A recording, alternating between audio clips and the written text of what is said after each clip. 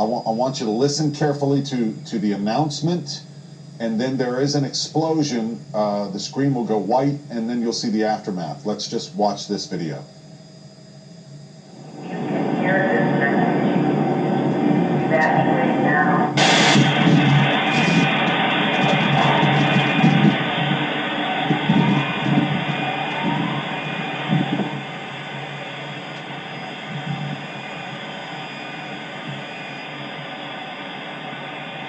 And there the camera comes back online, and you see the dust and the debris. And I'm not sure in which direction, but we know that there was several cars on fire after that. And you hear the sirens as well. Henry, let's bring up Henry's mic if we could. Henry Rothenberg. I'm looking at that camera and comparing it on maps. That white vehicle where it's parked, it looks like it may be Coyote Ugly, because across the street is a parking structure that's right there at Commerce and 2nd. So that looks about where that camera would be facing, I guess it would be kind of the west direction, right? And we think the main explosion probably happened up farther Closer north. to church. Right. To the right of that. Okay. So chilling video. And again, Sky 5 back over the scene of the remnants now. We want to listen to that video one more time. Can we back that video up so we can hear the announcement? That's what we have. All right, let's roll it once again. You can hear this message. Evacuate now.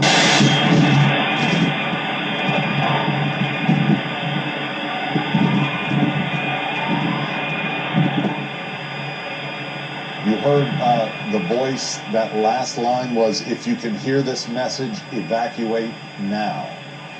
And police have blocked off all the main arteries. They are taking this extremely seriously. Rebecca.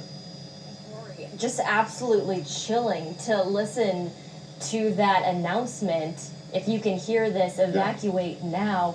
And it's backing up everything we're hearing from witnesses who were in the area at the time, seeing an RV, hearing that announcement. That witness that Nick just spoke to said it had been playing for at least a half hour before they got out and drove across the river to safety. Thinking it might have been a hoax, though, they were coming back and just blocks away when this explosion occurred. So lucky that they were not closer to home and a few blocks closer in when that explosion actually did happen. This raises so many questions, though, that we know investigators from federal, state, and local levels are looking into. Who did this? Why did they do this? It seems, according to what we're seeing now from surveillance and hearing from witnesses, that they didn't want people to be injured, telling everyone to evacuate for about an hour or so before the actual explosion happened. This is a look right now from Sky 5 as they're panning over to show us that the roads are closed, leading you into downtown Nashville. That's a Metro Police Officer unit right there, stopping an intentional explosion, but one where whoever behind it seemed at least worried to want to get any people away from the blast zone. Real quickly, we're going to go back to Phil Williams in just a moment, but Metro Police have issued an official statement. We want to read it to you right now.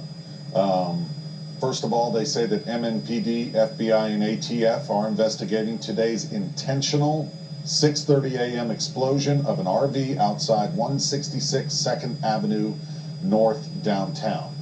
They go on to say officers responded to shots fired call on 2nd Avenue at approximately 5:30 a.m. The department's hazardous devices unit was called to check the RV. As those officers were en route, the vehicle exploded outside an AT&T transmission building. Multiple buildings on 2nd Avenue were damaged, some extensively. And that is the end. Of course, they ask anyone with information to call Crime Stoppers. Vehicle and pedestrian traffic downtown restricted as the investigation continues. Phil, I'm not sure if you were able to hear and watch that chilling video, and we could hear that recorded announcement.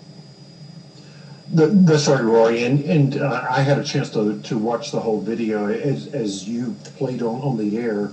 And what really struck me is what the eyewitness said, is that whoever did this clearly did not want any innocent people to be hurt. Right. And so that is a significant clue here. And so that raises the question, what was the target? And the obvious question right now is, was AT&T the target? That there are certain segments of our society who view AT&T as being a sinister force. There were stories that came out in 2015 out of the Edward Snowden leak out of the National Security Agency that indicated that AT&T, to quote a New York Times headline, AT&T helped U.S. spy on internet on a vast scale. And the documents that were leaked by Edward Snowden indicated that AT&T had a long partnership with the U.S. government in domestic spying, or spying in general.